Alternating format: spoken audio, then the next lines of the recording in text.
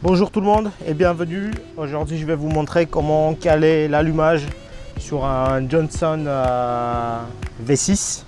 Donc c'est une technique qui va s'appliquer uniquement pour les V6 et les V4 et ça a toutes les puissances confondues, peu importe. Du moment où vous êtes équipé soit d'un Johnson soit d'un Evinrude, c'est les mêmes moteurs, avec l'allumage optique. Voilà. Et pour régler ça, c'est une technique bien précise. Et je vais essayer d'aujourd'hui vous montrer comment ça va. Pour commencer, nous allons tout simplement retirer tous les bougies en fait pour éviter des démarrages accidentels ou tout simplement en fait on aura besoin de faire tourner le moteur à la main. Donc pour que ça tourne facilement, on va retirer tous les bougies afin de retirer un maximum la compression en fait. Voilà. En même temps, vous pouvez en profiter pour faire un contrôle visuel. Elles ne doivent pas être trop foncées, trop noires ou avoir du dépôt. Je vous invite à retirer le couvercle qui cache, qui est fixé avec 3 boulons. Ça, vous retirez juste les vis et vous allez apercevoir en fait l'allumeur, voilà, l'allumeur optique, voilà, avec l'avance et le recul. Donc ici, nous avons les graduations qui sont là, qui vont tourner dans le sens horaire, et le capteur optique qui est en bas. Donc le réglage va se faire dans cette partie-là. Donc il faut ôter ce couvercle. Ça, c'est donc l'allumeur qui va lui, si vous voulez, donner l'allumage.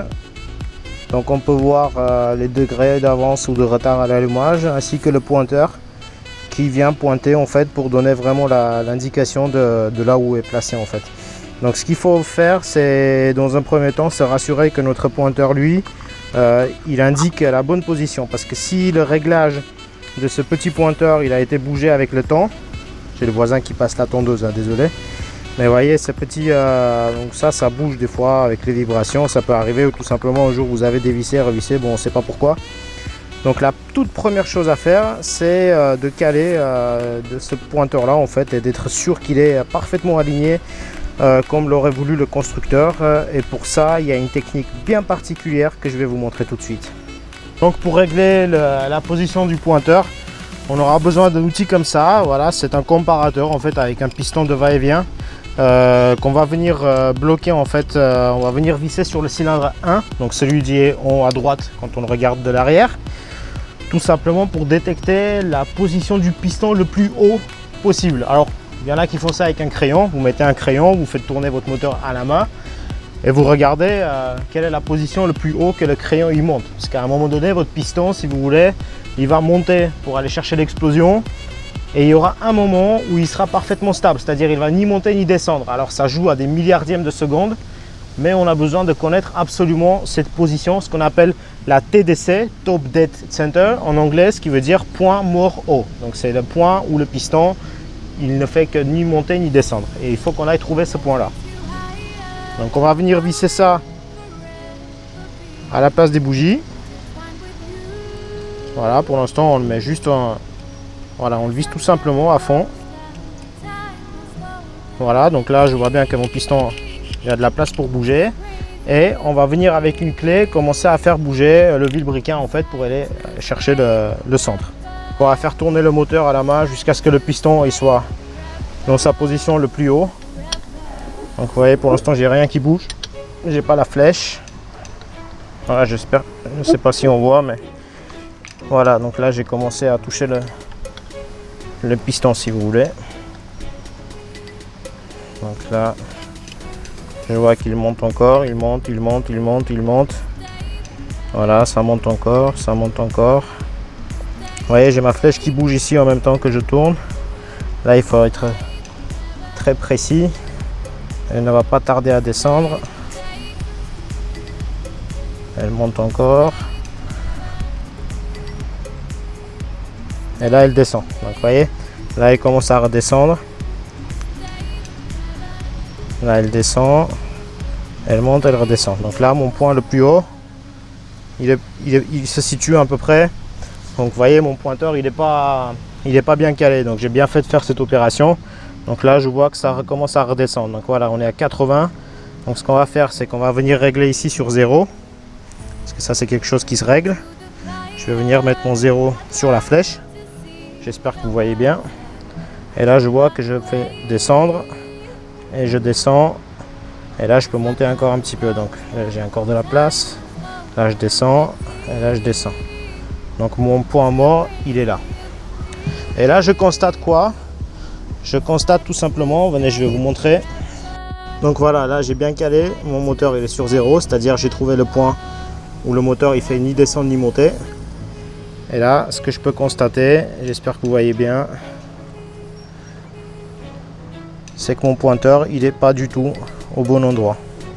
Donc vous voyez, elle est légèrement décalée ici, hein. Donc ce qu'on va faire, c'est qu'on va dévisser tout simplement.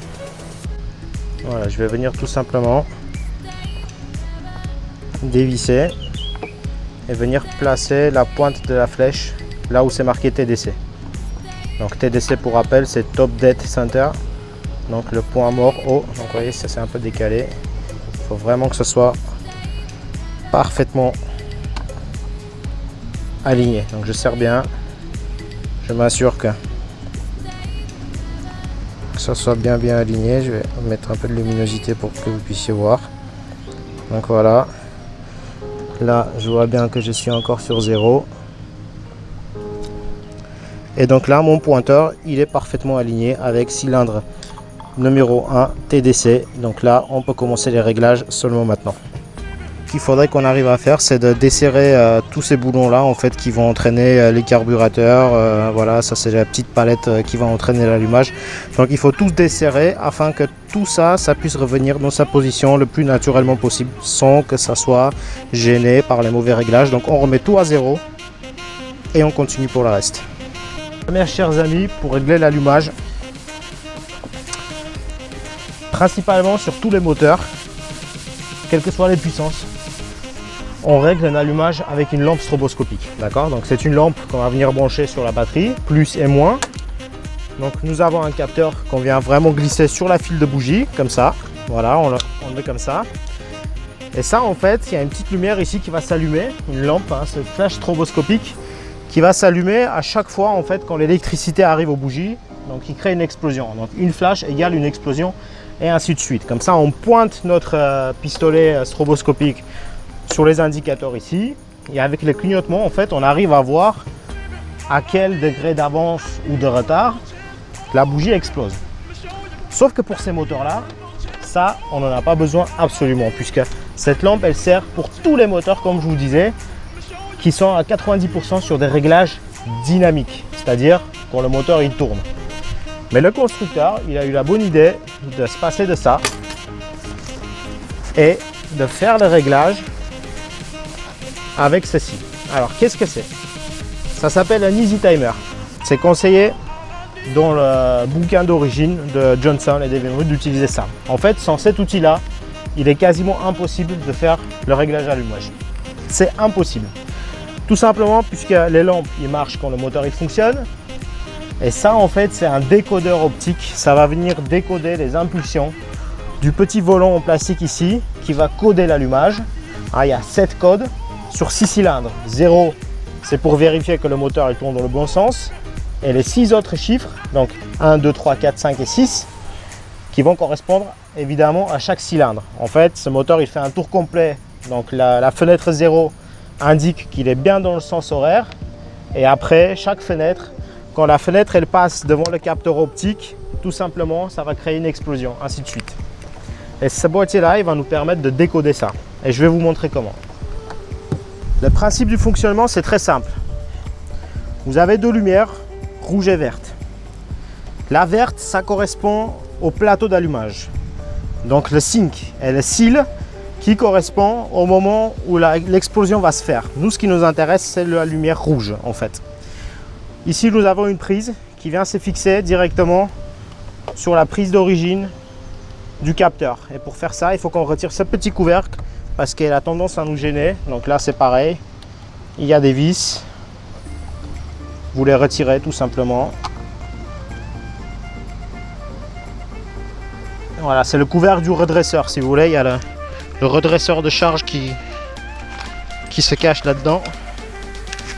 C'est ce qui va redresser en fait l'énergie développée par le moteur pour l'envoyer aux batteries pour les recharger et alimenter tout votre équipement.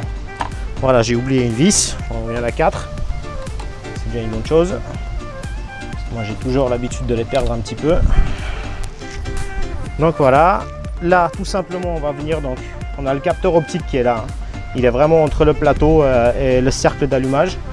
On vient le déconnecter tout doucement, ne soyez pas pressés, voilà, parce que ça c'est une pièce qui coûte cher. Donc ça c'est le boîtier allumeur, c'est ce qui reçoit l'information et qui va vous allumer cylindre 1, cylindre 2, etc.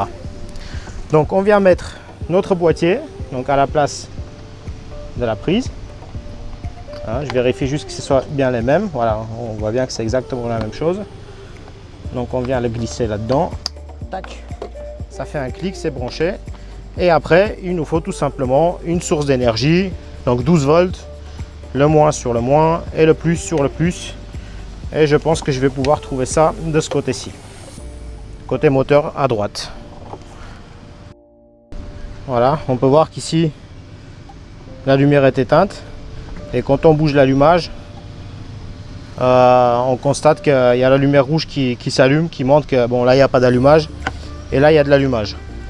En fait, ce que je constate, c'est que là je suis pile en face du point mort haut, c'est-à-dire là le piston il est à son maximum et ma lumière rouge elle est éteinte, ce qui veut dire que mon cylindre 1, là dans la configuration actuelle, elle explose au moment où le piston il est plus haut. Sauf que le constructeur dans le bouquin il nous dit, et ça je vous mettrai les fichiers PDF à la fin, il nous dit qu'il nous faut 6 degrés de retard à l'allumage. Donc ATDC qui correspond After Top Dead Center, ce qui veut dire après le point mort haut, ce qui nous fait du retard à l'allumage. En fait il nous dit 6 degrés.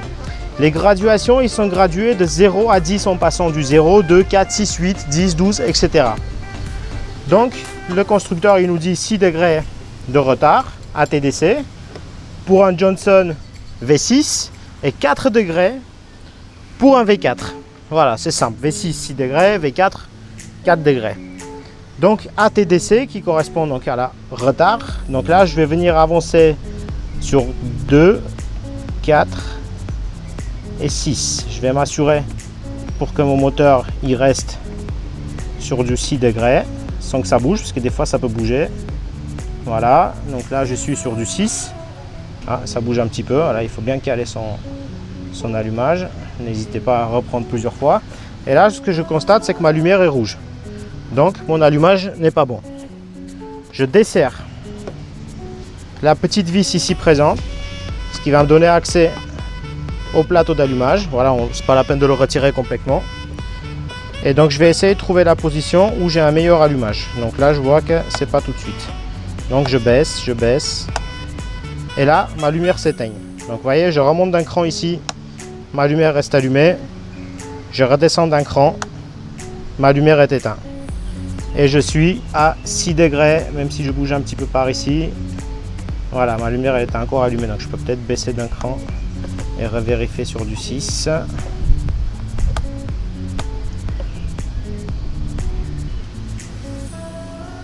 Voilà, donc ça c'est pas bon. Et voilà, on remonte une fois. Là je reste sur du 6. Et c'est toujours pas bon. Et là c'est parfait. Voilà, quand je reviens à 0, j'ai de l'allumage à 6 degrés. Donc on peut vérifier en scalant, hop, sur du 8, sur du 10, voilà, c'est encore rouge. Moi ce qui m'intéresse c'est vraiment le 6 qui est là et qui a encore un petit peu de décalage.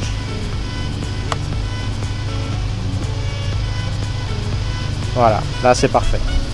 Donc voilà les amis, après avoir réglé donc le ralenti, nous allons régler l'avance le plus haut. Pour ça, donc on resserre toute la trianglerie, tout ce qu'on a desserré pour les carburateurs et on met notre poignée de gaz à fond au plus maximum possible. Là on ne les voit pas mais je viens de vérifier, mes carburateurs ils sont parfaitement ouverts. Si vous voulez, vous avez papillon des gaz.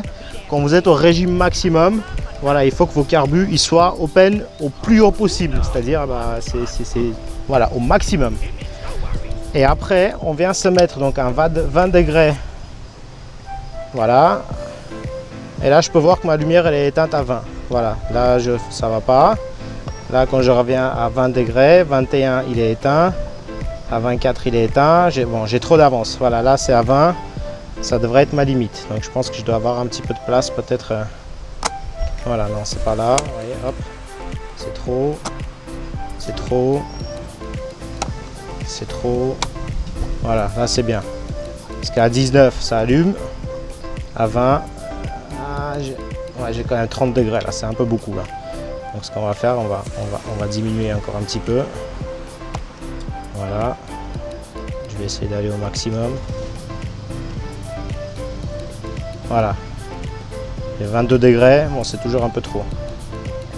On va essayer de réduire un petit peu. Voilà, à 20, il est toujours éteint.